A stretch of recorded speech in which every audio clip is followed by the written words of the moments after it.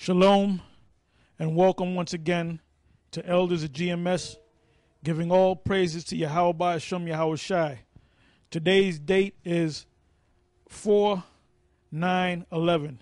In other words, April 9th, 2011. I'm thinking the scriptures, you know, but that's a good thing, you know. And today's topic is entitled Concentration Camps, Guillotines, and the Chip. And basically we have a lot of information. You know, if this was in the form of food on a plate, you'd need like 20 plates to put the food on there. And we are feeding you with this truth, all right? And the reason why I entitled it that is because we're living in the time of the last days, as you should know, and that Esau going to show his horns. He's really going to move fast. You see what's happening around the world. What these devils are doing over here in the States is they're buying time. But what's happening over there around the world is going to come right over here, man. You know? And we're just going to give you the information, the documentation, and we're going to give you the scriptures. All right, you have anything, brother? All right, go ahead. This is Revelation chapter 10, verse 5. And the angel which I saw stand upon the sea and upon the earth lifted up his hand to heaven, and swear by him that liveth forever and ever, who created heaven and the things that therein are, and the earth and the things that therein are, and the sea and the things which are therein, that there should be time no longer. That's right. So we're at the end of this thing. We're at the end of this society, at the end of the age. But anyway, before we go into the documents and the scriptures, I have some video clips that I want to show you, and I want to start with the first one. And let's cue this up.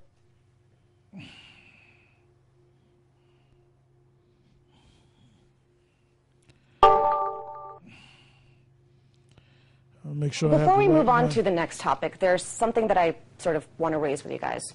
While the mainstream media and our politicians continue to hyperventilate over the small issues, we need to keep sight of the bigger picture at hand. Now, the question of who we are as a country, where we're headed as a country, and what, if anything, we're prepared to do in order to regain our slipping role in this global world. Now, remember, America once led the globe in innovation, education, quality of life, even imagination. But the same country that put the first man on the moon is now pulling the plug on its shuttle program. The same country that just last week discovered a new elementary particle, potentially a new force in nature, is set to shut down the very lab where the discovery was made, the legendary Tevatron particle accelerator. Why? Because funding has run dry. Now, our best and brightest no longer seek to be rocket scientists or astronauts. They now flock to Wall Street, the dominant sector of our economy, but also the culprit, in part, for this country's decline. Now, we're losing economic clout, falling behind in technological information, and the all-powerful dollar is slowly but surely seeing the end of its privileged status as the global reserve currency.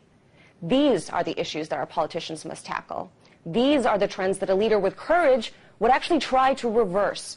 So think about that as you watch the fight over the budget, the wars, the elections. And think about that next time you go to the polls. Yeah, so let's come back to me. So this was on RT, and basically they can't hide it anymore. The so-called U.S. dollar, which is the Federal Reserve note, is dying a quick death. That's why the government was almost shut down as of last night. And they came to an agreement, but a temporary agreement, and I believe it was they were to cut, I think it was $38 billion they were going to cut from the budget. So it's going to affect a lot of lower middle class, and poor. And like I said, this is a temporary